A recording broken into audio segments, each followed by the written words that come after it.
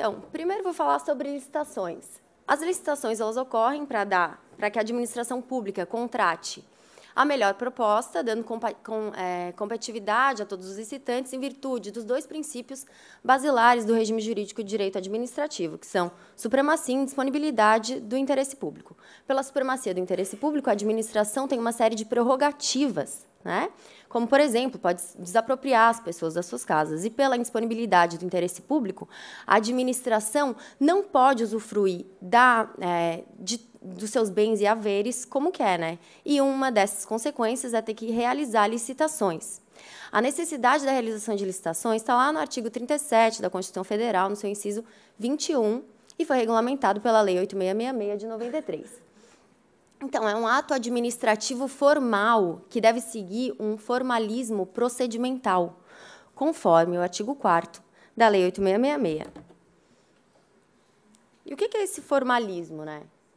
Esse formalismo é a necessidade das partes, tanto os licitantes quanto a administração pública, seguirem o edital, que é a lei da licitação. Isso decorre do princípio da legalidade, do princípio da vinculação ao instrumento convocatório e do princípio do julgamento objetivo. Então, não se pode inventar algum requisito e solicitar esse requisito no decorrer da realização de um procedimento licitatório se não tiver no edital. Essa parte do formalismo, ela está principalmente na fase externa. A fase externa da licitação inicia com a publicização do seu edital, né?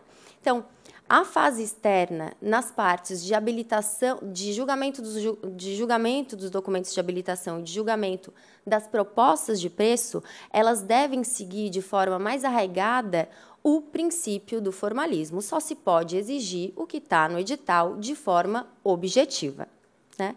Mas daí, sempre eu vou precisar exigir o que está no edital? E se faltar alguma coisa, se faltar uma assinatura? E se a ausência dessa assinatura não vai decorrer nenhum prejuízo à administração pública? A administração vai ter que contratar com um segundo melhor por causa dessa simples assinatura que faltou? Será que se precisa utilizar esse formalismo à risca, mesmo quando não vá acarretar em prejuízo a terceiro ou prejuízo à administração pública? É que a gente tem que pensar a diferença entre a falta de formalismo, a falta de se seguir esse procedimento, ou o excesso de formalismo, quando se segue o edital tão à risca que se impede a competitividade para se chegar à melhor proposta. O que a administração quer? A contratação da melhor proposta para salvar o erário, né? Se tenta seguir de uma forma muito arraigada o formalismo procedimental, pode ser que a administração não chegue à melhor proposta de preço.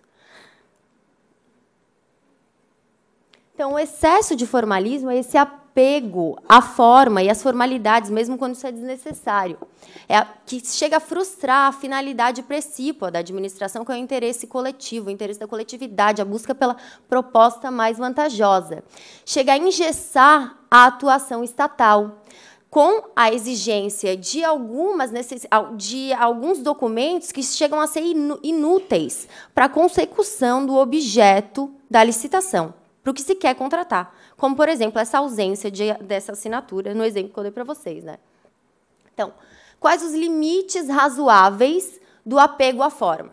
É o interesse da coletividade, o interesse público primário, dar uma maior competitividade a essa licitação e verificar se esse errinho na licitação vai acarretar ou não um prejuízo à administração e um prejuízo a terceiros. Porque se esse erro na licitação for acarretar em um prejuízo para a coletividade, não se justifica o desapego à forma.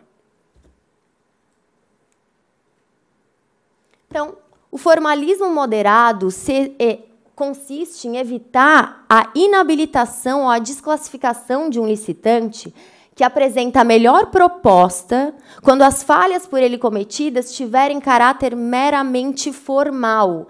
Tem que ter uma interpretação flexível e razoável desse princípio da vinculação ao instrumento convocatório e desse formalismo procedimental pelo qual deve se reger uma licitação. Esse é o entendimento, inclusive, que comunga o Tribunal de Contas da União. O Tribunal de Contas da União entende que deve-se utilizar do formalismo moderado quando da análise da fase externa de uma licitação, no julgamento dos documentos de habilitação e das propostas de preço. Então, olha só, o Tribunal de Contas da União entende que o excesso de rigor no processo licitatório tende a limitar o número de concorrentes, prejudicando a celebração do melhor contrato, que é o que o artigo 37, inciso 21 da Constituição Federal fala que é o objetivo primordial de uma licitação. É a melhor contratação pela administração pública. Então, eu trouxe aqui um exemplo de um julgado recente do Tribunal de Contas da União. Nisso aqui. Tá. Que, com efeito, no que se refere à inabilitação da empresa representante, considera que o licitante foi irregularmente desclassificado em razão do envio de documentos sem a devida autenticação em cartório ou pelo órgão promotor do certame, apesar de ter comparecido à sessão munido dos documentos originais. Olha só o que aconteceu nessa licitação. O licitante chegou no pregão com os documentos originais, mas quando ele deixou a documentação lá no setor, não estava o documento autenticado em cartório, mas ele compareceu à sessão e ele estava com todos os documentos originais. O pregoeiro podia ter feito o quê? Autenticado. O artigo 43, parágrafo 3º, da Lei 8666 de 93, e que se aplica analogicamente à Lei 10.520 de 2002, poderia ter sido aplicado nesse caso específico. Então, não poderia, nesse caso, o pregoeiro ter autenticado? Poderia ter autenticado aquela documentação. Não estava autenticado em cartório, mas não é um mero defeito formal. Ele tinha a melhor proposta.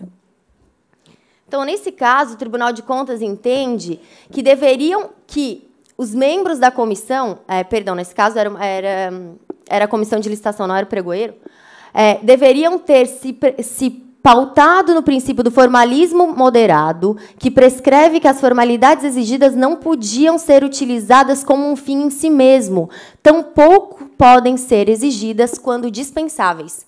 O Tiago Freitas, que acabou de falar aqui no plenário, falou que ele trouxe uma frase que eu, inclusive, anotei aqui. Ele disse que algumas vezes a licitação ela é mais voltada a um fim em si mesmo do que a um instrumento para um fim. Esse formalismo exacerbado não faz com que a licitação, algumas vezes, seja um fim em si mesmo? Não se quer o interesse da coletividade? Se se quer o interesse da coletividade, em casos em que tem um erro meramente formal que não acarrete em prejuízo a terceiros ou ao interesse coletivo, não se justifica esse apego à forma de maneira tão arraigada. E da mesma maneira que entende o Tribunal de Contas da União, entende o Superior Tribunal de Justiça sobre que não deve ser afastado o candidato de um procedimento licitatório por meros detalhes formais, devendo o ato administrativo pautar-se sempre no princípio da razoabilidade. Então, não se justifica esse apego demasiado à forma. Então, as conclusões a que se chega nesse artigo. Tá? Essas exigências desnecessárias de forma, elas acabam por ceifar a competitividade do certame licitatório, a flagrante violação ao interesse coletivo, ao interesse primário, ao direito dos licitantes, quando injustificadamente é aplicado o excesso de formalismo.